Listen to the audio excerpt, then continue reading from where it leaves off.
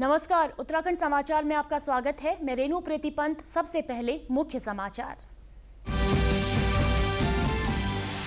भारत और ब्रिटेन ने आज मुक्त व्यापार समझौते पर किए हस्ताक्षर। भारत की फार्मा और केमिकल सेक्टर को मिलेगा बड़ा लाभ। भारत के निर्यात को बड़ा बाजार मिलने से रोजगार की संभावनाएं भी बढ़ी।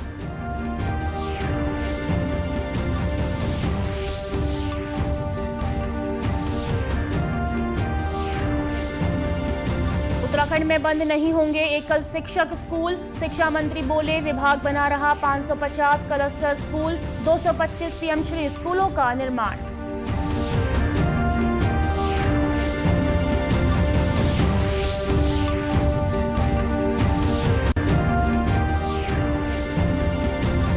उत्तराखंड में नशा मुक्ति केंद्रों की होगी सघन जांच। शुरू हुआ विशेष निरीक्षण अभियान। बिना पंजीकरण और मानकों के चलने वाले केंद्रों पर होगी बंदी और आर्थिक दंड की कार्रवाई।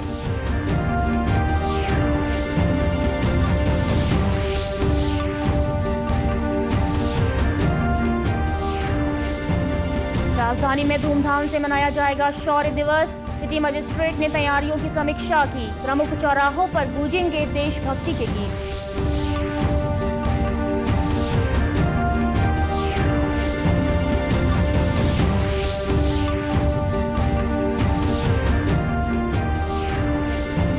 और प्रदेश भर में पंचायत चुनाव के पहले चरण का मतदान शांतिपूर्वक संपन्न। मुख्यमंत्री पुष्कर सिंह धामी ने खटीमा में डाला अपना वोट। प्रदेश भर में दिखा छोटी सरकार बनाने का उत्साह। शाम 4 बजे तक 55% रहा प्रदेश भर में मतदान। अब समाचार विस्तार से। भारत और यूनाइटेड किंगडम के बीच संपन्न व्यापक व्यापार समझौता अब भारत के फार्मास्यूटिकल और केमिकल क्षेत्र के लिए नए अवसर लेकर आ रहा है। इस समझौते के तहत दोनों क्षेत्रों को जीरो ड्यूटी मार्केट एक्सेस मिलेगा, जिससे भारतीय उत्पाद यूके में अधिक प्रतिस्पर्धी बन जाएंगे। यह मुक्त व्यापार समझौता पीएम मोदी और ब्रिटेन के प्रधानमंत्री कीर स्टारमर के बीच आज गुरुवार को लंदन में हुआ। भले ही फार्मा सेक्टर में सिर्फ 56 टैरिफ लाइनें हैं, लेकिन इसका रणनीतिक महत्व वैश्विक व्यापार में बेहद अधिक है। भारत अभी विश्व भर में लगभग 23.31 अरब अमेरिकी डॉलर की दवाएं निर्यात करता है, जबकि यूके करीब 30 अरब डॉलर की दवाएं आयात करता है। बावजूद इसके भारतीय दवाओं की हिस्सेदारी यूके बाजार में मात्र 1 अरब डॉलर से कम है। इससे यह स्पष्ट होता है कि वहां भारत के लिए बहुत बड़ी संभावनाएं हैं। वहीं समझौते के तहत भारत की जेनरिक दवाओं को अब यूके में टैक्स से छूट मिलेगी, जिससे वे वहां की बाजार में और भी प्रतिस्पर्धी हो जाएंगी। इस समझौते से सर्जिकल उपकरणों पर भी कोई शुल्क नहीं लगेगा। इससे भारतीय मैन्युफैक्चरर्स की लागत घटेगी और वे ब्रिटेन के बाजार में अधिक प्रतिस्पर्धी बनेंगे। केमिकल और संबद्ध उत्पादों के लिए कुल 1206 टैरिफ लाइनें हैं, जो कुल व्यापार का 12.4% हिस्सा है। इसमें उर्वरक, औद्योगिक केमिकल और पेट्रोकेमिकल शामिल हैं। वर्तमान में भारत ब्रिटेन को 570.32 मिलियन डॉलर का केमिकल निर्यात करता है, जो भारत के वैश्विक केमिकल निर्यात का सिर्फ 2% है। समझौता लागू होने के बाद 2025-26 में इन निर्यातों में 30% से 40% तक वृद्धि की संभावना जताई गई है, जिससे यह आंकड़ा 650 से 750 मिलियन डॉलर तक पहुंच सकता है। वहीं ब्रिटेन करीब 35.11 अरब डॉलर के केमिकल्स आयात करता है, जिसमें भारत की हिस्सेदारी अब तक मात्र 843 मिलियन डॉलर है। इसका मतलब है कि भारत इस समझौते के बाद केमिकल निर्यात में भी बड़ी छलांग लगाने को तैयार है। उत्तराखंड में एकल शिक्षक व कम छात्रों वाले स्कूलों को बंद करने की खबरों के बीच शिक्षा मंत्री डॉक्टर धन सिंह रावत का एक महत्वपूर्ण बयान सामने आया है। शिक्षा मंत्री ने कहा है कि किसी स्कूल को बंद नहीं होने दिया जाएगा और ना ही मर्जर होने दिया जाएगा। शिक्षा विभाग 550 क्लस्टर स्कूल बना रहा है। उन्होंने बताया कि 225 पीएमश्री स्कूलों का निर्माण हो रहा है। देखिए, हम एक भी स्कूल मर्ज नहीं कर रहे हैं। अगर एक बच्चा भी कहीं स्कूल में होगा तो वो स्कूल मर्ज नहीं किया जाएगा। लेकिन हम लगभग 550 क्लस्टर स्कूल बना रहे हैं और लगभग 225 पीएमश्री स्कूल बना रहे हैं। क्लस्टर स्कूल का उद्देश्य है सरकार का कि वहाँ हॉस्टल दिया जाए, वहाँ बच्चों के लिए 100 रुपये पर डे आने जाने का दिया जाए और बहुत अच्छे स्कूल हम वहाँ बना रहे हैं ताकि हम अपने प्रदेश में अच्छे स्कूल दे सकें। उत्तराखंड को नशा मुक्त बनाने के लिए सरकार ने एक निर्णायक अभियान की शुरुआत की है। अब नशा मुक्ति और पुनर्वास केंद्रों की मनमानी नहीं चलेगी। सरकार ने साफ कर दिया है, बिना पंजीकरण और मानकों के संचालन करने वाले संस्थानों पर सख्त कार्रवाई की जाएगी। मुख्यमंत्री पुष्कर सिंह धामी के निर्देश पर प्रदेश भर में नशा मुक्ति और पुनर्वास केंद्रों का सघन निरीक्षण शुरू हो गया है। सभी जिलाधिकारियों को निर्देश दिए गए हैं कि वे केंद्रों की स्थिति, पंजीकरण और सुविधाओं की नियमित जांच सुनिश्चित करें। जो केंद्र मानसिक स्वास्थ्य अधिनियम 2017 और निर्धारित मानकों का पालन नहीं कर रहे हैं, उन्हें चिन्हित कर आर्थिक दंड और तत्काल बंदी की कार्रवाई की जाए। स्वास्थ्य महानिदेशक डॉक्टर सुनीता टमटा ने कहा कि जो संस्थान बिना पंजीकरण के चल रहे हैं या जिनमें आवश्यक सुविधाएं नहीं हैं, उनके खिलाफ सख्त कार्रवाई होगी। अब कोई समझौता नहीं किया जाएगा। मैं सबसे पहले ये बोला कि जितने भी अनरजिस्टर्ड हैं वो रजिस्टर्ड हो जाए पहली बार, और दूसरा जो टेम्परेरी रजिस्ट्रेशन दे रहे हैं उनका भी मुआयना करें, और उसके बाद हम उनको अगर वो बिल्कुल नॉर्म्स जो मिनिमम नॉर्म्स हमने रखे हैं वो फुलफिल करते हैं तो उनको परमानेंट रजिस्ट्रेशन किया जाए, और साथ में जितने भी अनरजिस्टर्ड हैं वो अपने आप को रजिस्टर्ड कराएं, ताकि हमें ये पता चल सके कि हमारी जो डिस्ट्रिक्ट लेवल की टीम है इसमें निरीक्षण टीम, तो वो हमारे जो है वो जाती है, अभियान चला हुआ है, तो हम मैक्सिमम डी एडिक्शन सेंटर्स को कवर करने की कोशिश कर रहे हैं और मानकों को फॉलो करने की कर रहे हैं, ताकि हमारे जनमानस को हमारे इसमें लाभ मिल सके और जो नॉर्म्स के अकॉर्डिंग उनकी केयर हो सके, और मेंटल जो इल हेल्थ है, जो मेंटली वो है परेशान है हमारे लोग, वो ट्रीट हो सके। तो ये प्रदेश में फिलहाल 133 मानसिक स्वास्थ्य संस्थान अंतिम रूप से पंजीकृत हैं। अंतिम पंजीकरण से पहले इनका स्थल निरीक्षण और दस्तावेज सत्यापन अनिवार्य कर दिया गया है। प्रदेश को नशे की गिरफ्त से बाहर निकालने की दिशा में यह बड़ा कदम माना जा रहा है। कारगिल विजय दिवस शौर्य दिवस के रूप में धूमधाम और उत्साह से मनाया जाएगा। शौर्य दिवस के अवसर पर 26 जुलाई को गांधी पार्क देहरादून में भव्य कार्यक्रम आयोजित किए जाएंगे। शौर्य दिवस को लेकर सिटी मजिस्ट्रेट प्रत्युष सिंह ने सभी संबंधित विभागों की बैठक लेते हुए तैयारियों की समीक्षा की। सिटी मजिस्ट्रेट ने कहा कि प्रमुख चौराहों पर देशभक्ति के गीतों का प्रसारण किया जाए। सिटी मजिस्ट्रेट ने कहा कि 25 जुलाई को सभी व्यवस्थाओं का स्थलीय निरीक्षण भी किया जाएगा। उत्तराखंड पुलिस ने साइबर अपराधियों के खिलाफ देशव्यापी ऑपरेशन छेड़ा है। ऑपरेशन प्रहार के तहत 23 टीमों ने देश के 17 राज्यों में दबिश दी और 50 से अधिक साइबर ठगों पर कार्रवाई की है। 30 से ज्यादा फरार अपराधियों के घरों पर नोटिस चिपकाए गए। पुलिस उपाधीक्षक अंकुश मिश्रा ने कहा कि उत्तराखंड पहली राज्य पुलिस है जिसने इतनी व्यापक स्तर पर कार्रवाई की है। डिजिटल अरेस्ट और फर्जी वीडियो कॉल से बुजुर्ग खास तौर पर निशाने पर हैं। उसमें हमारी कोशिश ये रहती है कि जितने भी पीड़ित हैं, सबसे पहले भारत सरकार को जो हेल्पलाइन नंबर है 1930, उसके माध्यम से हम पैसे बचाने की कोशिश करते हैं। दूसरी चीज़, हम उसका अभियोग पंजीकृत करते हैं और कोशिश करते हैं कि सामने वाले को गिरफ्तार कर सकें, जिस क्रम में हमने पिछले कुछ दिनों में भी काफ़ी सारी FIR रजिस्टर करी हैं, और साथ में जो हमारे जुरिस्डिक्शन में नहीं आते उनकी हम 0 FIR करके कंसर्निंग पुलिस स्टेशन को फॉरवर्ड कर देते हैं, जिस क्रम में हमारे जो भी कंसर्निंग पुलिस स्टेशन हैं डिस्ट्रिक्ट के, उनकी हमने ट्रेनिंग करा रखी है काफ़ी एडवांस, और उनको भी हमने इतना दक्ष बना लिया जिसमें हमारे रिस्पेक्टेड DGP सर के द्वारा जो भी डायरेक्शंस दिए जाते हैं, तो लगातार हम दोनों ही ट्रेनिंग प्लस इन्फोर्समेंट पे हम फोकस कर रहे हैं। STF उत्तराखंड और रुद्रपुर पुलिस ने संयुक्त अभियान चलाते हुए 8 अवैध ऑटोमेटिक पिस्टल और 1 मैगजीन के साथ एक अंतर्राज्यीय हथियार तस्कर को गिरफ्तार किया है। SSP STF नवनीत सिंह भुल्लर ने बताया कि पंचायत चुनाव के मद्देनजर बाहरी राज्यों से अवैध हथियारों की तस्करी की आशंका को लेकर एक विशेष निगरानी अभियान चलाया जा रहा था। इसी अभियान के तहत देर रात STF कुमाऊं यूनिट और रुद्रपुर पुलिस ने संयुक्त छापेमारी कर आरोपी को पकड़ लिया। पूछताछ में खजान सिंह ने बताया कि वह मध्य प्रदेश के बुरहानपुर क्षेत्र से पिछले कई वर्षों से हथियारों की खेप मंगवा रहा था। वो इन हथियारों की उत्तराखंड और पश्चिमी उत्तर प्रदेश में आपूर्ति करता रहा है। इस बार भी उसने मध्य प्रदेश के कुख्यात तस्कर से पिस्टलें मंगवाई थी। उसी कड़ी में तीसरा गैंग है जिसमें कि ये खजान सिंह एक अरेस्ट हुआ है। ये बागवाला रुद्रपुर का रहने वाला है। पूर्व में भी इस पर मुकदमा है लूट का और इलीगल वेपन सेल का।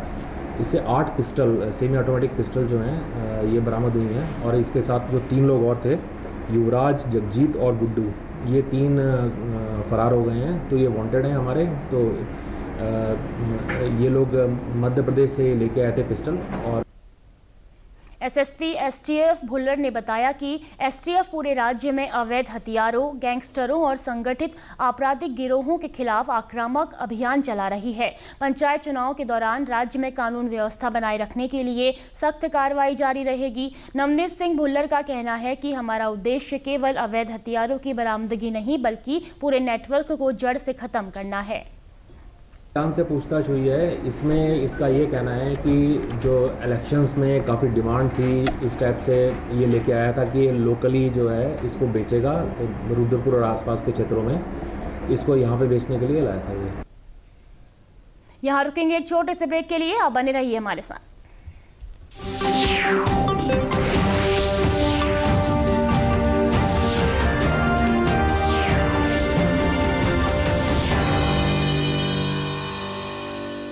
तीनों कॉलेज में डोंट वरी, फीस तो देखो। क्या हाल है? क्या हुआ?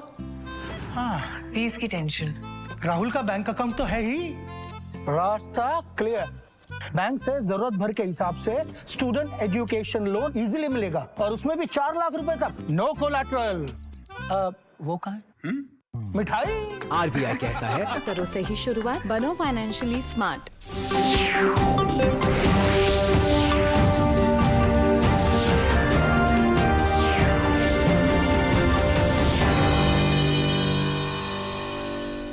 ब्रेक के बाद एक बार फिर आपका स्वागत है। खबरों में आगे बढ़ेंगे। त्रिस्तरीय पंचायत चुनाव 2025 के तहत आज प्रदेश भर में पहले चरण का मतदान किया जा रहा है। इसी के तहत आज मुख्यमंत्री पुष्कर सिंह धामी ने उधम सिंह नगर जिले के राजकीय आदर्श प्राथमिक विद्यालय नगला तराई स्थित बूथ संख्या 3 पर मतदान किया।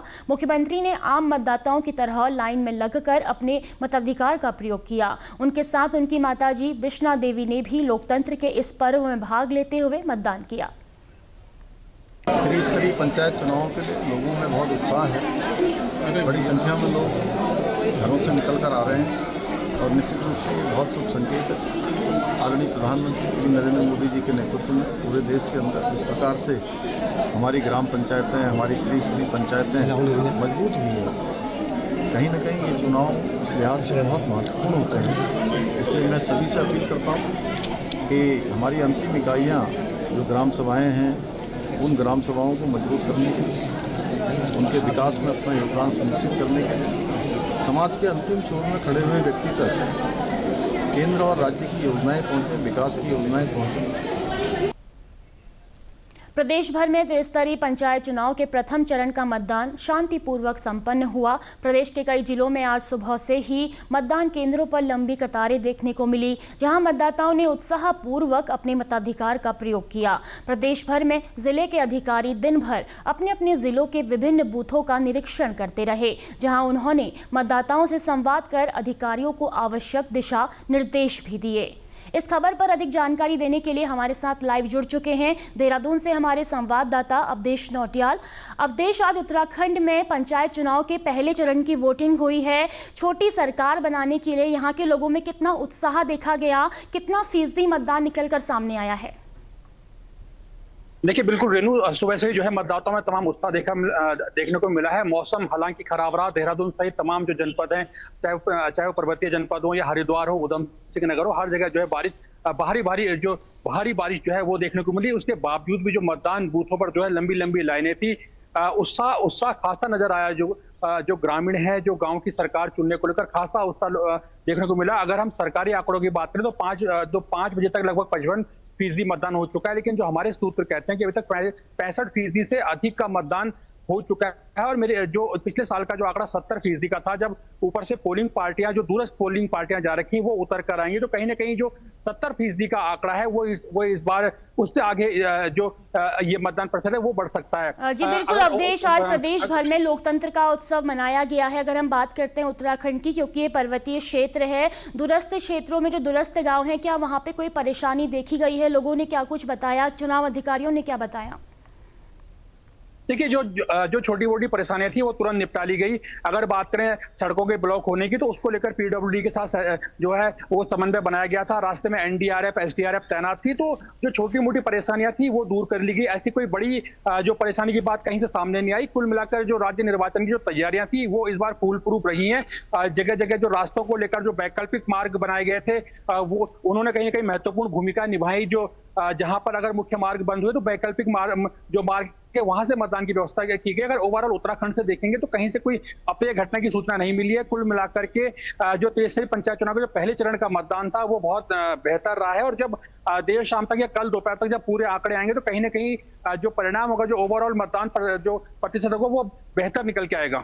जी धन्यवाद अवधेश आपका तमाम जानकारी साझा करने के लिए। यानी कि प्रदेश भर में आज पहले चरण की वोटिंग शांतिपूर्वक हुई है और सरकारी आंकड़ों के मुताबिक शाम 5 बजे तक 55% मतदान निकलकर सामने आया है और ये माना जा रहा है कि मतदान संपन्न होने तक 70% तक मतदान लोगों के द्वारा किया जाएगा। खबरों में आगे बढ़ते हैं। चमोली जनपद में त्रिस्तरीय पंचायत चुनाव के प्रथम चरण में नारायणबगड़, थराली व देवाल ब्लॉक में छिटपुट घटनाओं के अलावा मतदान शांतिपूर्ण रहा। वहीं एसडीएम थराली पंकज भट्ट का कहना है कि तीनों ब्लॉकों में मतदान शांतिपूर्ण रहा।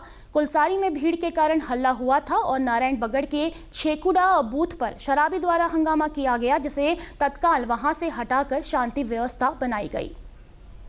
कुछ एक हमें खबर मिली थी कि कुलसारी में कुछ लोगों द्वारा जो है बूथ कैप्चरिंग की तो नहीं कहेंगे, लेकिन ये है कि भीड़ भाड़ तो हल्ला गुल्ला हो रहा था, तो कुछ शिकायतें आई थी। तो इस पर मैं जो माने सीओ महोदय हैं और एसओ साहब है और मैं खुद तहसीलदार हमारे द्वारा निरीक्षण किया गया और जो आवश्यक जो भी कार्रवाई यहाँ पे थी कि 200 मीटर के अंदर कोई ना आना पाए, तो उसको प्रॉपर तरीके से इम्प्लीमेंट किया जा रहा है।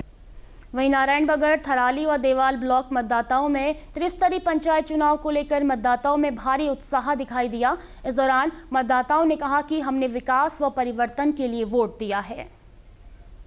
नैनीताल जनपद में त्रिस्तरीय पंचायत चुनाव के तहत सीडीओ अनामिका ने मतदान केंद्रों की व्यवस्थाओं का जायजा लिया।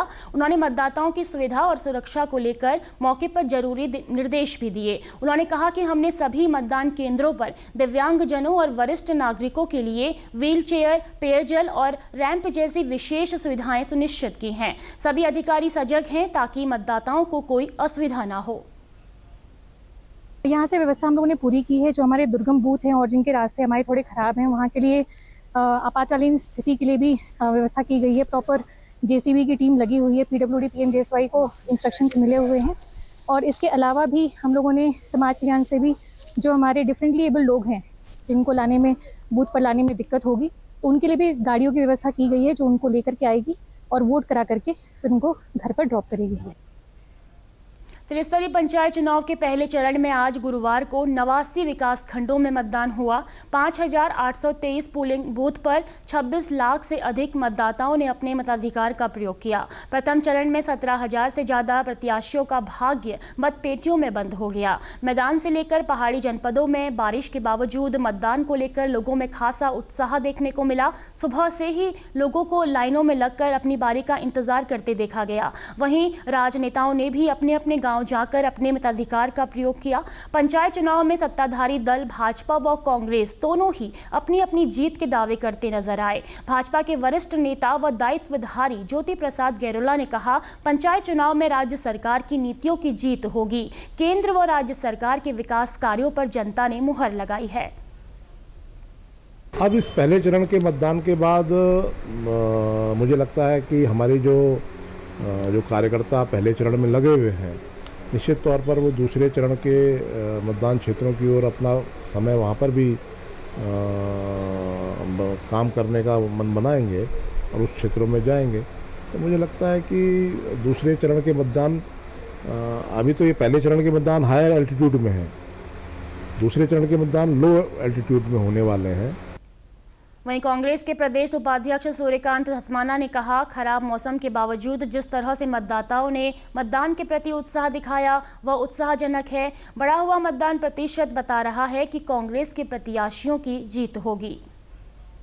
देखिए, अभी तो पहले चरण का मतदान है और पहले चरण के मतदान में जो मैं समझता हूँ जिस प्रकार से लोगों का टर्नआउट हुआ रहा, आने वाले टाइम में हो सकता है 2-3-4 दिन में बारिश कम हो और ज़्यादा मतदान हो।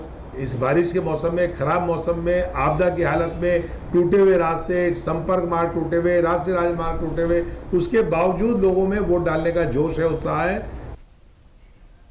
उधम सिंह नगर जिले के 4 ब्लॉकों में मतदान शांतिपूर्ण और सुव्यवस्थित ढंग से जारी हुआ। जिले के अधिकारियों ने कई बूथों पर पहुंचकर व्यवस्थाओं का जायजा लिया और आवश्यक दिशा निर्देश दिए। खटीमा, सितारगंज, बाजपुर और गदरपुर के मतदान केंद्रों पर सुबह से ही मतदाताओं की लंबी कतारें नजर आई। दोपहर तक सबसे अधिक मतदान सितारगंज और खटीमा में दर्ज किया गया। वहीं मंडलायुक्त दीपक रावत और आईजी रिद्धिम अग्रवाल ने बाजपुर और गदरपुर के कई बूथों का निरीक्षण किया। इसके साथ ही जिलाधिकारी नितिन सिंह भदौरिया और एसएसपी मणिकांत मिश्रा ने भी खानपुर बूथ का जायजा लिया।